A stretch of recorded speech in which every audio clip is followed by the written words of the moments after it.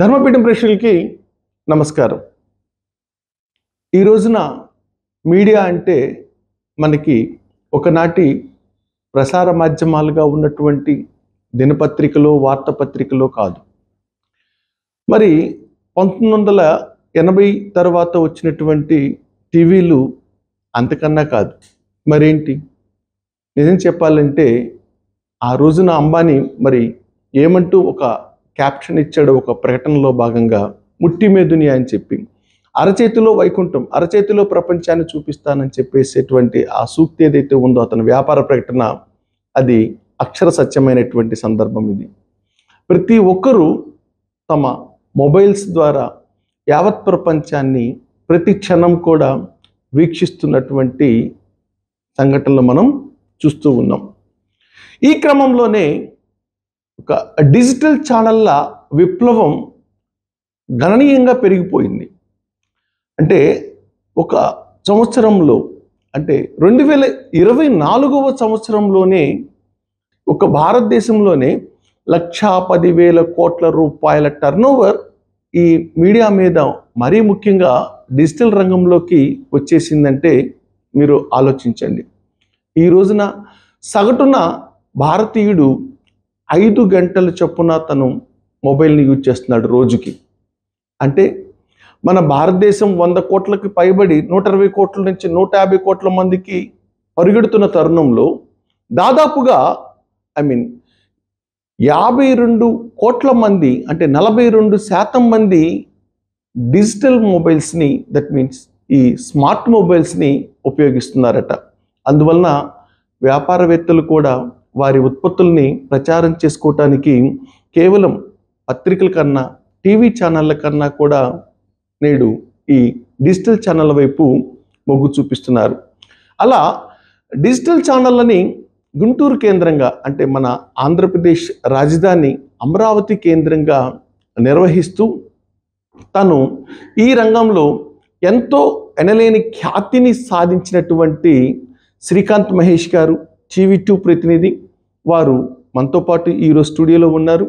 అలాగే మనతో పాటు మరొక ముఖ్య వ్యక్తి, సిటీ కేబుల్ రంగం నుంచి దాదాపు 30 ఏళ్ల క్రితం తన ఈ జర్నలిజం ప్రస్థానాన్ని మొదలుపెట్టి సాక్షి వంటి శాటిలైట్ ఛానల్లో పనిచేసినటువంటి ప్రముఖులు శ్రీ వెంకట్రావు గారు.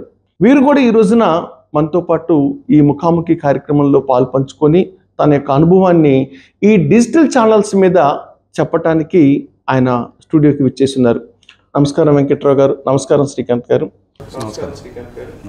సార్ చెప్పండి, ఒకప్పుడు మనకి ఎంటర్టైన్మెంట్, ఇన్ఫర్మేషన్ ఏదైనా కానీ అవన్నీ కూడా మనకి కేవలం పత్రికలు, ఆ తర్వాత వచ్చినటువంటి జనరేషన్ వాళ్ళకి టీవీలు. ఇప్పుడు ఈ రెండింటిని తోసిరాజని చెప్పేసేసి ఈ డిజిటల్ ఛానల్స్ అనేటువంటిది బాగా ప్రాచుర్యం పొందింది. ముఖ్యంగా మీరు ఒక కేబుల్ టీవీ ఛానల్ రన్ చేస్తూనే దాంతో పాటుగా మీరు ఈ రోజున మరి డిజిటల్ ఛానల్ని యూట్యూబ్ ప్లాట్ఫామ్గా రన్ చేస్తున్నారు కదా. మీ TV2 యొక్క ప్రస్థానాన్ని, మీరు సాధించినటువంటి విజయాల్ని కాస్త మా ప్రేక్షకుల కోసం వివరిస్తారా? సార్, ఇదంతా డిజిటల్ ప్లాట్ఫామ్ మీద, యూట్యూబ్ ప్లాట్ఫామ్ మీద నడుస్తుంది. అసలు స్టార్టింగ్ వచ్చేప్పటికి మనకి 2002 నుంచి యూట్యూబ్ అనేది స్టార్ట్ అయింది. కానీ అప్డేట్ అనేది మనకి ఇండియాలో 2008 నుంచి స్టార్ట్ అయిందనమాట. అంటే అందరూ యూజ్ చేయటం యూట్యూబ్ ఛానల్స్ అనేది స్టార్ట్ అయింది. ఇది అందరు నోటీస్లోకి వచ్చింది కోవిడ్ కానించి. దాదాపు 28.5 lakhs యూట్యూబ్ ఛానల్స్ ఇండియాలో స్టార్ట్ అయినాయి కోవిడ్లో. దాని తర్వాత రీసెంట్గా last 1 month back government of India guidelines digital ప్లాట్ఫామ్లో దాదాపు 2.5 lakhs ఛానల్స్ని మొత్తం టోటల్ బ్లాక్ చేసింది, ఇది కాపీరైట్ కంటెంట్ ద్వారా. ఇప్పుడు ఇది ఇంతకుముందు సిటీ కేబుల్ అనేది ఎలా 30 years బ్యాక్ స్టార్ట్ అయిందో, ఇది ఏంటంటే వ్యవస్థ అనేది అంత టీం వర్క్తో ఉంటేనే ఒక కేబుల్ నెట్వర్క్ అనేది బిల్డ్ అయ్యేది. యూట్యూబ్ ఛానల్ అనేది ఏంటంటే ఇండివిజువల్గా ఎవరైనా ఫోన్ ఉన్నా, ఎవరైనా దానికి ఒక సర్టిఫికేషన్ ఏం అవసరం లేదనమాట, ఎవరైనా యూజ్ చేయొచ్చు. కాకపోతే సర్టిఫై ఓన్ కంటెంట్ అంటూ ఒకటి ఉండాలి. కానీ కేబుల్కి డిజిటల్ ప్లాట్ఫామ్కి చాలా డిఫరెన్స్ ఉంది సార్. కేబుల్కి వచ్చేప్పటికి ఏంటంటే డిజిటల్ లైసెన్స్లో, తర్వాత మినిస్టర్ ఆఫ్ బ్రాడ్కాస్టింగ్ లైసెన్స్లో, ఇవన్నీ మనకి రిక్వైర్మెంట్. దీనికి ఓన్గా చేసుకోవచ్చు, ఓన్ కంటెంట్ అంటూ ఉండాలన్నమాట. అంటే ఎవ్రీ డే వాళ్ళు కష్టపడితేనే వాళ్ళ కంటెంట్ క్రియేట్ అయితేనే ఓన్ కంటెంట్ వాళ్ళకి ఇన్కమ్ అనేది జనరేట్ అవుతుంది. మనకి కేబుల్ వ్యవస్థలో అలా ఉండదు. ఇదంతా టీం వర్క్ అనమాట. యాంకరు, ఎడిటింగు, తర్వాత కెమెరామ్యాను, పీసీఆర్, ఎంసీఆర్ మొత్తం అయిన తర్వాత అవుట్పుట్ అంతా వచ్చి మనం టెలికాస్ట్ చేస్తేనే అది లైవ్లో టెలికాస్ట్ అయితేనే మనకి రిలేలో దాని ద్వారా మనకి యాడ్ ఇన్కమ్ అదంతా వచ్చి మనం సర్టైన్ అవుతాం ఎకానమికల్గా. వెంకట్రావు గారు, మరి శ్రీకాంత్ గారు మనకి ఎన్నో విషయాలు చెప్పారు మనకి తెలియనటువంటివి. అంటే ఈ డిజిటల్ ప్లాట్ఫామ్ అనేది మనకి ఛానల్ పరంగా చూసినట్లయితే 2002లో వచ్చేసిందని చెప్పేసి, ఆ ప్రకారంగా ఒక 20 సంవత్సరాల తర్వాత దాదాపుగా కరోనా తర్వాత 2022 నుంచి బాగా ఉధృతిగా వచ్చేసిందని చెప్పడం జరిగింది. మీరు మరి 1996-97 దశకంలోనే నగరంలో ఉన్నటువంటి ఆ ప్రముఖ ఛానల్ సిటీ కేబుల్ ద్వారా మీరు బాగా ప్రాచుర్యం పొందారు.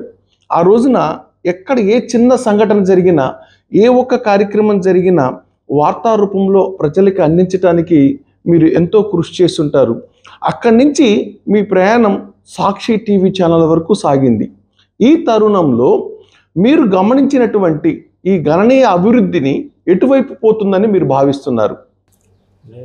శ్రీకాంత్ గారు చెప్పినట్టు ఈ ఎలక్ట్రానిక్ మీడియా న్యూస్ ఛానల్స్లో ఏంటంటే కెమెరా బయటకు వెళ్ళి ఏ ఇన్సిడెంట్ జరిగినా, ఏ కార్యక్రమం జరిగినా దాన్ని కవర్ చేయటం, కొంత రిస్క్ తీసుకొని మళ్ళీ స్టూడియోకి పరిగెత్తుకుంటూ రావటం, దాన్ని మళ్ళీ ఎడిటింగ్ చేసేసి టైటిల్స్ అని ఇంకోటి చేసుకొని అది తిరిగి మళ్ళీ ప్రసారం చేసిన తర్వాత పబ్లిక్లోకి వెళ్ళిన తర్వాత కొంత రెస్పాన్స్ రావటం, దాని ద్వారా కొంచెం మూమెంట్ ఇది అంత రిస్క్, అంత ప్రాసెస్ అంతా ఉండేది.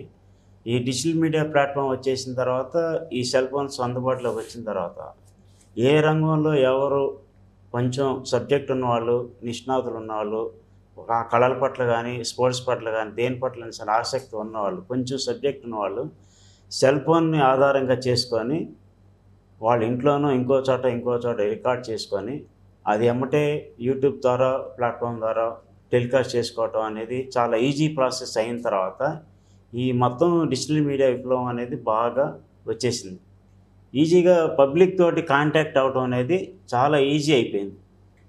దాని తర్వాత ఈ మార్కెట్ ఇవాళ ఇంత స్థాయికి రావడానికి కారణం ఏంటంటే సెల్ ఫోను ఈజీగా యాక్సెస్ అవ్వడానికి ఏర్పడింది అనేది నా అభిప్రాయం. శ్రీకాంత్ గారు, మరి ఒకప్పుడు జర్నలిజాన్ని ఒక వృత్తిగా స్వీకరించి ఎంతోమంది యువకులు ఈ రంగంలోకి రావటం, తదనుగుణంగా వారు శిక్షణ పొందటం, ఆ రంగంలోనే వారు ఉద్యోగాలు చేసుకొని ఎంతో కొంత సంపాదించుకోవటం అనేటువంటిది ఉన్నది.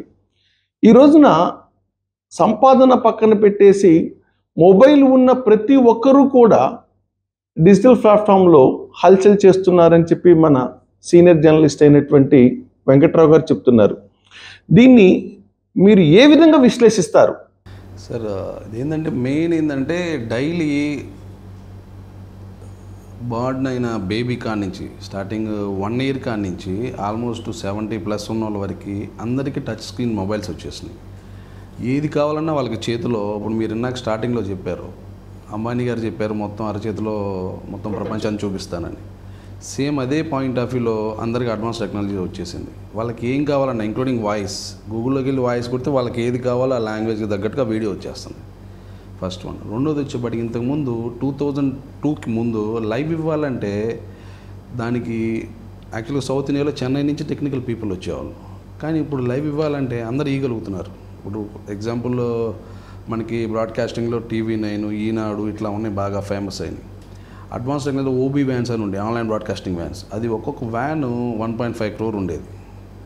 ఇప్పుడు ఎక్స్క్లూజివ్గా 4G కిట్స్, మనకి 5G టెక్నాలజీ డెవలప్ అయిన తర్వాత మొబైల్లోనే లైవ్ ఇచ్చేస్తున్నారు. అంటే అంత అడ్వాన్స్ టెక్నాలజీ అయిపోయింది. ఇన్ఫర్మేషన్ కమ్యూనికేషన్ అనేది మనం ఫోన్ చేసి రింగ్ అవ్వడానికి ఇంతకుముందు మినిమం 20 to 30 seconds పట్టేది. ఇప్పుడు జస్ట్ ఒక 2 to 3 secondsలో ఎత్తి ఆ ఇన్ఫర్మేషన్ కూడా క్యారీ అయిపోతుంది. సేమ్ అలానే లైవ్ టెక్నాలజీ కూడా సేమ్ అలానే ఉంది సార్. సేమ్ అదే పాయింట్ ఆఫ్ వ్యూలో కూడా ఇంకా రాబోయే 2 to 3 yearsలో AI, ఆర్టిఫిషియల్ ఇంటెలిజెన్స్ ఇంకా అడ్వాన్స్ లెవెల్లో ఉంది సార్. ఇప్పుడు ఎగ్జాంపుల్ ఎవరైనా మనిషి, ఇప్పుడు ఎగ్జాంపుల్ రామారావు గారు చనిపోయారు, ఎన్టీ రామారావు గారు. ఆయన సేమ్ లైవ్లో ఉన్నప్పుడు 1970s 80s ఏదైనా మూవీస్లో లైవ్లో ఉన్నప్పుడు ఎలా అయితే ఉన్నారో ఇది డ్యాన్స్ చేసేటప్పుడు కానీ, రన్నింగ్ చేసేటప్పుడు కానీ, ఫుడ్ తినేటప్పుడు కానీ ఎగ్జాక్ట్గా అలానే ఇప్పుడు ఆర్టిఫిషియల్ ఇంటెలిజెన్స్ డెవలప్ అయిపోయింది. అంత అడ్వాన్స్ టెక్నాలజీలో మనం ఉన్నాం సార్. ఇంకా రాబోయే 2 to 3 yearsలో కూడా చాలా అడ్వాన్స్లో ఉంటాం మనం. శ్రీకాంత్ గారు, ఈ ప్రశ్న కూడా మీకే. మరి ఒక పక్కన మనము ప్రింట్ మీడియా నుంచి టీవీ మీడియాకి, టీవీ మీడియా నుంచి ప్రస్తుతం అయితే కనుక డిజిటల్ మీడియాకి పరుగులు పెట్టాం.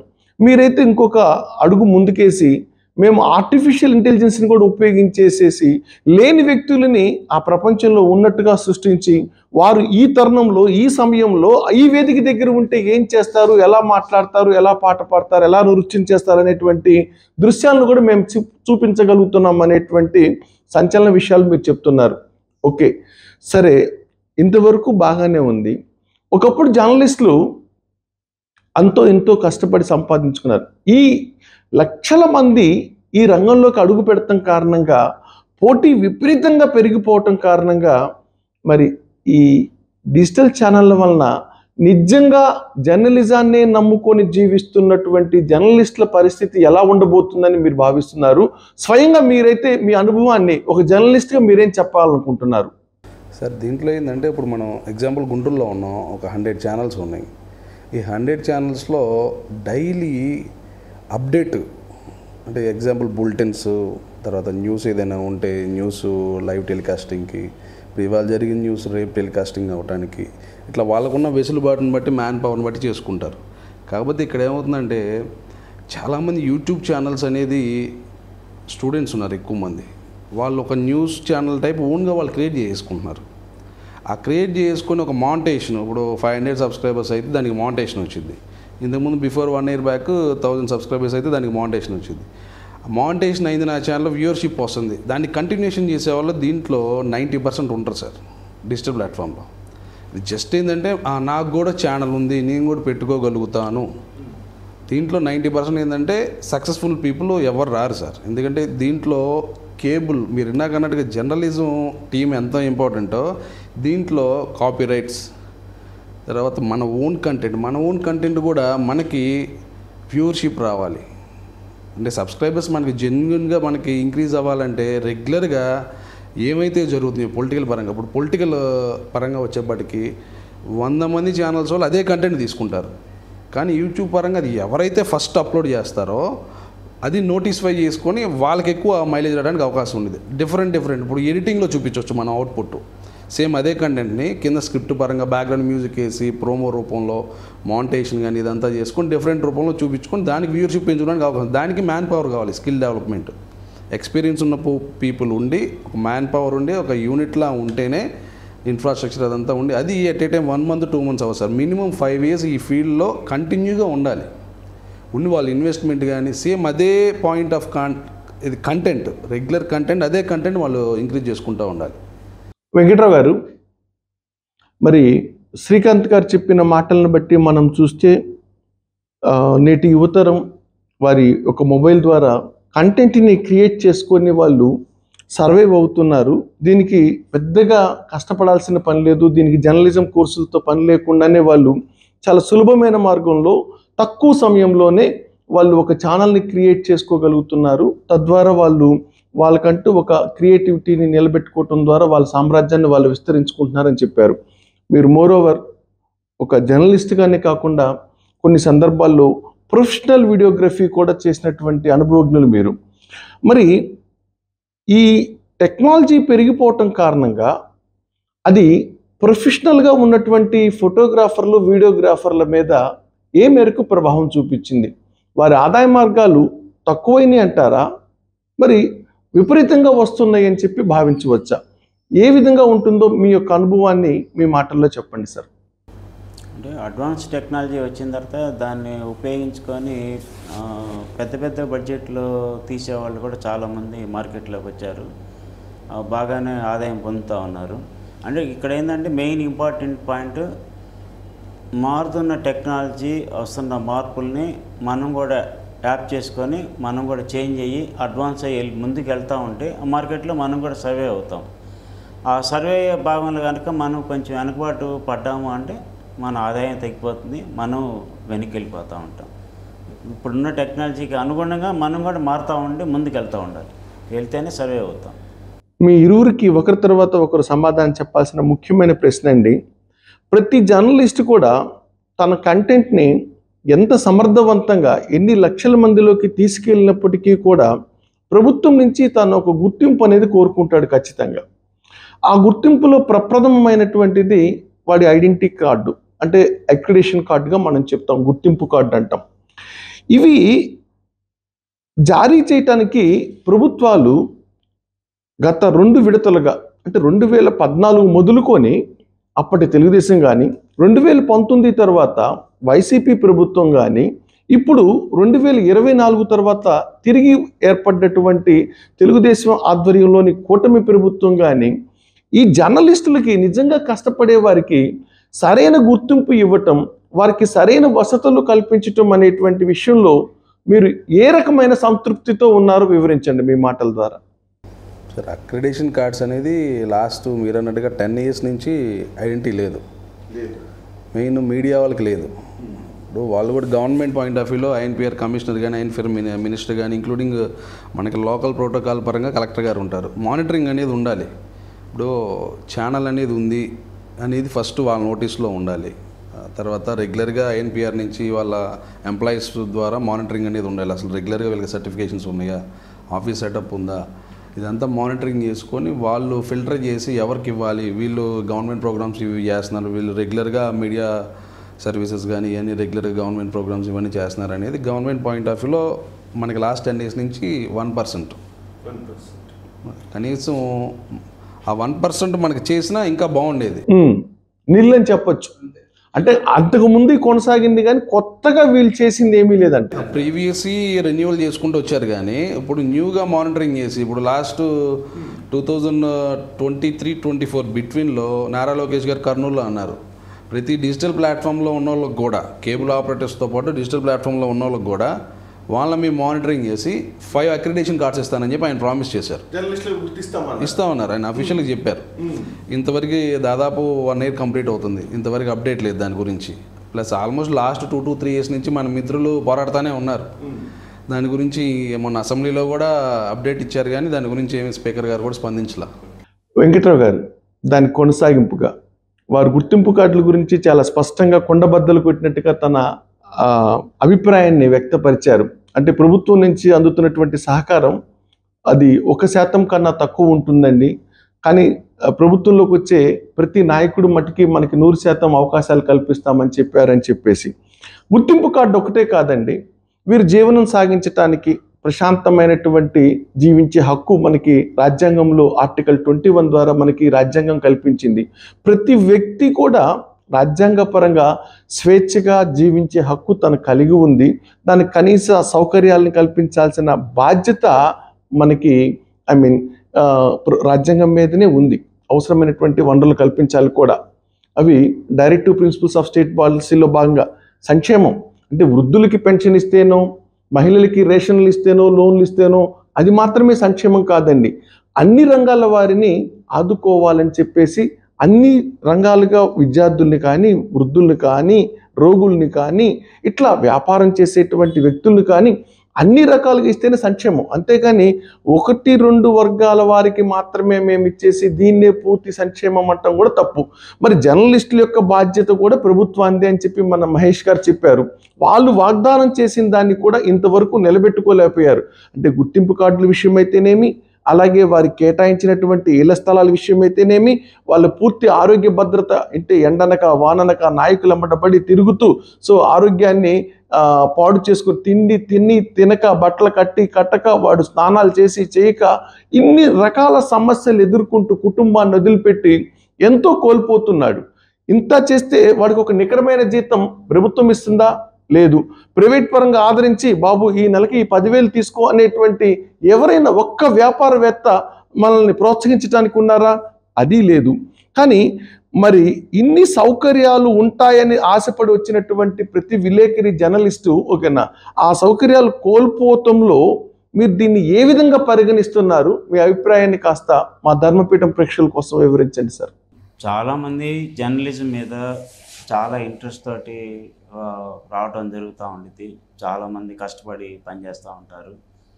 పైగా దీనిలో మెయిన్ ఇంపార్టెంట్ ఏంటంటే టైం అనేది అసలు మెయిన్ 24 అవర్స్ అందుబాటులో ఉండాలి. నిజంగా రియల్గా కనుక పనిచేసేవాడికైతే 24 అవర్స్ అందుబాటులో ఉండాలి, డే అండ్ నైట్.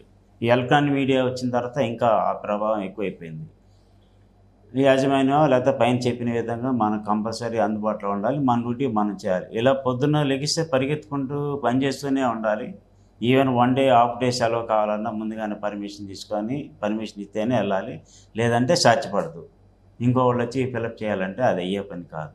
ఇదంతా పక్కా ప్లానింగ్గా ఇంత రిస్క్ తీసుకొని ఈ విధంగా పరిగెత్తుకుంటూ వెళ్తున్నప్పటికీ ఏ పొలిటికల్ పార్టీ పవర్లోకి వచ్చినా ఎవరు వచ్చినా ఆ డయాస్ మీద పొలిటికల్ హామీలు ఇవ్వటం తప్పితే ఆ తర్వాత అవి ఆచరణలో పెట్టట్లేదు. వీళ్ళకి ఒరిగింది ఏమీ లేదు. ఈ అలవాటు పడిపోయి దానిలో కొట్టుకొని అలా అలా అలా ముందుకు సాగిపోవటం, కొంతకాలం పోయిన తర్వాత చూస్తే ఏంటంటే ఒక 10 years 20 years సమయం అంతా వయసు అంతా కరిగిపోవటం తప్పితే ఈయన సాధించేది లేదు, పెట్టేది లేదు, ఏమీ లేదు. ఆ చివరికి అసంతృప్తితోటి మిగిలిపోతూ ఉంటాడు. చక్కగా చెప్పారు. కానీ వారి బాధాకర సంఘటనల్ని మీరు కళ్ళకు కట్టినట్టుగా వివరించిన తీరును చూస్తే ప్రతి జర్నలిస్టు ఈ రంగంలో తను త్యాగం చేస్తూ కొవ్వొత్తిలా కరిగిపోతూ తన జీవితాన్ని తన కుటుంబాన్ని పణంగా పెట్టి సమాజానికి ఏం సేవ చేస్తున్నారో మీ మాటల్లో వింటుంటేనే ప్రతి ప్రేక్షకుడికి కూడా కళ్ళమ్మటి నీళ్లు తిరిగేటువంటి సందర్భాన్ని మీరు ఒకసారి తీసుకొచ్చినందుకు మీకు ధన్యవాదాలండి. చివరిగా ఈ కార్యక్రమాన్ని ముగించే ముందర మరి 1,00,000 కోట్లు దాటిపోయి ఒక్క సంవత్సరంలో 1,00,000 కోట్లు దాటిపోతున్నటువంటి ఈ ఆదాయం పెంచుకునేటువంటి డిజిటల్ రంగంలో మన పాత్ర సూక్ష్మంగా మాట్లాడితే ఏంటి? ఒక్క ముక్కలో చెప్పాలంటే మీరేం సమాధానం చెప్తారు? సార్, దీంట్లో ఏంటంటే 1,00,000 కోట్లు అనేది ఎక్కువ న్యూస్ పరంగా రావట్లా మనకి ఎక్కడ. ఇది ఓన్లీ ప్రొడక్ట్ బేస్డ్ ఛానల్స్కే వస్తున్నాయి. Like mobile phones. ఇప్పుడు టెక్నికల్ డిపార్ట్మెంట్లో అడ్వాన్స్గా 5,000 రూపీస్కి వచ్చే మొబైల్ 5G కంటెంట్లో ఉంది. అది చూపిస్తే అది లక్షల్లో వచ్చింది. అంటే రెగ్యులర్ కంటెంట్ అందరు చూస్తున్నారు. ఇప్పుడు రీసెంట్గా మనకు వెహికల్స్ వచ్చేపాటికి ఈవీ వెహికల్స్ బాగా టాప్లో ఉన్నాయి. Electronic vehicles. ఎస్, ఎలక్ట్రానిక్ వెహికల్స్లో 3.5 lakh నుంచి మనకి ఇండియాలో అందుబాటులో ఉన్నాయని ఎవరికైనా తెలుసా? ఎవరికి తెలియదు. ఇంక్లూడింగ్ ఆ బేసిక్ వెహికల్ కాడి నుంచి ఇక్కడ ఈ టైప్ ఆఫ్ సర్వీసెస్ దొరుకుతాయి, ఇది హైదరాబాద్లో అవైలబిలిటీలో ఉంటుంది, ఇది ఇలా బుక్ చేసుకోవచ్చు, ఇట్లాగా ఈ టైప్ ఆఫ్ అప్డేట్స్ ఇస్తేనే మనకి ఛానల్ పరంగా వాళ్ళకి గ్రోత్ ఒకటి. రెండోది వచ్చేప్పటికి కంటెంట్, మెయిన్ కంటెంట్ వచ్చేప్పటికి ఎలా పడితే అలా కంటెంట్ చేయకుండా దానికి ఒక ప్రాస్పెక్ట్గా ఒక సార్ అన్నట్టుగా ఇప్పుడు వెంకట్రావు గారి లాగా 30 years ఎక్స్పీరియన్స్ ఉన్న పర్సన్స్ వాళ్ళు ఉండి కంటెంట్ అదంతా డెవలప్ ఓన్గా చేసుకొని ఇట్లా చేసుకుంటే ఏదైనా ఛానల్ పరంగా ఇప్పుడు 1,00,000 కోట్లు దాటిందంటే వాళ్ళేమి అంత ఈజీగా లేదు సార్. ఒక్కొక్క ఛానల్కి ఇప్పుడు నాకు తెలిసిన మా ఫ్రెండ్స్ ఛానల్సే 3-4 channels every month 60 to 70 lakhs draw చేస్తున్నారు. హైదరాబాద్లో ఉంటారు వాళ్ళు. దానికి ఎంత ఎఫెక్ట్ పెట్టారు, ఫ్యామిలీని వదిలేసేసి ఆ రోజుకి 18 hours కష్టపడతారు వాళ్ళు. అట్లా వాళ్ళు దానికి ఎవ్రీడే కొత్త కంటెంట్ డెవలప్ చేస్తూ ఉంటారు. ఆల్మోస్ట్ ఒక 45 members స్టాఫ్ని పెట్టుకుని 2 studios పెట్టుకొని పొలిటికల్ పరంగా ఎడిటింగ్ కానీ తర్వాత గ్రాఫిక్స్ కానీ దీనికి ఆఫ్టర్ ఎఫెక్ట్స్ ఇవన్నీ ఇంక్లూడ్ చేసుకొని ఇంక్లూడింగ్ ఇప్పుడు ఆర్టిఫిషియల్ ఇంటెలిజెన్స్ టీముని తీసుకొని ఇంకా చేసుకున్నారు. అంత ఈజీగా డిజిటల్ ప్లాట్ఫామ్లో మనీ రావు సార్. యాక్చువల్గా ఏంటంటే ఇప్పుడు రూరల్ బ్యాక్గ్రౌండ్ నుంచి చాలామంది ఛానల్స్ పెట్టుకొని చెప్తున్నారు ఇదిగో నా ఫస్ట్ మనీ నాకు $100 వచ్చింది. వాళ్ళు ఎంత కష్టపడి ఉంటారో ఆ వర్క్ చేయడానికి. ఫోన్లో తీసినా కూడా వాళ్ళ కంటెంట్ చూడాలంటే చాలామంది ఫస్ట్ ఇష్టపడరు. ఒక్కసారి కానీ అది స్టార్ట్ అయితే ఇన్కమ్ అనేది రెగ్యులర్గా వచ్చింది. వాళ్ళకు కూడా ఏంటంటే కంటిన్యూ చేయలేరు. ఎందుకంటే వాళ్ళకి వేరే పర్సనల్గా వాళ్ళ పర్సనల్ లైఫ్ కానీ తర్వాత వేరే డిపెండెంట్స్ తర్వాత జాబ్స్ ఇవన్నీ ఉంటాయి వాళ్ళకి, పర్సనల్గా బిజినెస్ ట్రాక్స్, వాటి మీద వెళ్ళిపోతారు. దీని మీద అంటే కంటిన్యూ చేయాలంటే దీనికి ఒక ప్రొఫెషనల్ పాయింట్ ఆఫ్ వ్యూలో ఉండాలి. రెగ్యులర్గా ఛానల్స్ చూస్తూ ఉండండి మీరు కూడా. ఇప్పుడు బిఫోర్ 5 years బ్యాక్ స్టార్ట్ అయినాయి, ఇప్పుడు ఉండకపోవచ్చు. అట్లా 70 to 80% మినిమం ఉన్నాయి. అంటే ఆ ఎంతూజియాజంతో వాళ్ళు స్టార్ట్ చేస్తున్నారు ఛానల్లో, కంటిన్యూటీ అనేది ఉన్నట్ల. అలానే ఒక ప్రొఫెషనల్గా ఇప్పుడు సుమన్ టీవీ ఉంది, వాళ్ళు ప్రొఫెషనల్గా తీసుకున్నారు. వాళ్ళకి వెనకాల చాలా బ్యాక్లాగ్స్ ఉన్నాయి. ఫైనాన్షియల్గా పాపం స్టార్టింగ్ 6 to 7 years వాళ్ళు చాలా ఇన్వెస్ట్మెంట్స్ పెట్టుకొని తర్వాత డిజిటల్ ప్లాట్ఫామ్లో అదాన్ మీడియా కానీ సోన్ టీవీ కానీ ఇట్లా వాళ్ళు నిలబడ్డారు ముందు. ఎనీహౌ, ఒక నగల వ్యాపారి తన వ్యాపార ప్రకటనలో చెప్పినట్లు డబ్బులు ఊరికే ఎవరికీ రావు అనేటువంటి సామెత లేకపోతే సూక్తి అనుకోండి, ఒక మంచి కొటేషన్ అనుకోండి, అది అక్షర సత్యం. ఏ ప్లాట్ఫామ్ అయినా, అంటే మన తెలుగులో చెప్పుకోవాలంటే అది ఏ రంగమైనా డబ్బులు ఎవరికీ కూడా ఉచితంగా రావు. డిజిటల్ ప్లాట్ఫామ్లో అయినా, అంటే మీ చేతుల్లో మీ మొబైల్ అంటే సెల్ ఫోన్ ఏదైతే ఉంటుందో దాని ద్వారా కూడా మనం రాత్రికి రాత్రి కోటీశ్వరులు అవుతాం అనేటువంటి పగటి కలలు వేడండి. దానికి ఎంతో సాంకేతిక పరిజ్ఞానం కావాలా. దానికన్నా ముందు ఒక మంచి ఆలోచనతో ఒక కంటెంట్ని, ఒక సారాంశాన్ని, ఒక సందేశాన్ని మీరు తయారు చేసుకోవాలా. ఇవన్నీ కూడా మీరు కూర్చితే సరిపోదు. దాన్ని ప్రేక్షకులకు ముందు తీసుకొచ్చినప్పుడు దాన్ని వాళ్ళు లక్షల్లో, కుదిరితే కోట్లలో ఆదరించాలా. ఇవన్నీ జరిగితేనే మీకు ఆ డబ్బులు ఓకేనా సొంతమవుతాయి. అప్పటి వరకు ఇది కళ మాత్రమే. ఏదేమైనా ఈ మీడియా అనేది కూడా ఒక కళ కాబట్టి ఇది ప్రతి నిత్యం ప్రతి వ్యక్తి ఈ కళలో రాణించటానికి, గెలుపొందటానికి పోటీ చేస్తూనే ఉంటారు. ఆ గెలుపులో గెలుపు ఎవరిది అనేది, ఆ విజయంలో, ఆ పోటీలో గెలుపు ఎవరిది అనేది మనం నిర్ధారించటం కష్టం. అయితే పోరాడితే పోయేదేమీ లేదు, బానిస సంఖ్యలు తప్ప అని ఒక ప్రముఖ కవి చెప్పినట్లు మనం కూడా నిత్యం విజయం సాధించాలనే పోరాటం చేద్దాం. ఏదో ఒక రోజున కృషి చేస్తే విజయం తథ్యం అనేటువంటి సూక్తికి మనం దగ్గరవుదాం. ఆ ప్రకారం కూడా ఈ రంగంలో కష్టపడే మనమందరం కూడా ఏదో ఒక రోజున ఖచ్చితంగా విజయాన్ని అందుకుందామని ఆశిస్తూ ఇప్పటి వరకు ఈ కార్యక్రమాన్ని వీక్షించిన మా ధర్మపీఠం ప్రేక్షక లోకానికి హృదయపూర్వకంగా ధన్యవాదాలు తెలియచేసుకుంటూ, అలాగే మన ఆహ్వానాన్ని మన్నించి విచ్చేసినటువంటి TV2 మహేష్ గారు మరి వచ్చినందుకు, అలాగే సీనియర్ జర్నలిస్టు వెంకట్రావు గారు కూడా తన విలువైన సమాచారంతో మనకి ఎంతో విషయాన్ని, పరిజ్ఞానాన్ని అందించినందుకు వారిరువురికి మీ తరపున, అలాగే మా ధర్మపీఠం తరపున మేము పేరున ధన్యవాదాలు తెలుపుతాం. నమస్కారం అండి. Thank you sir. Thank you so much. సెలవు.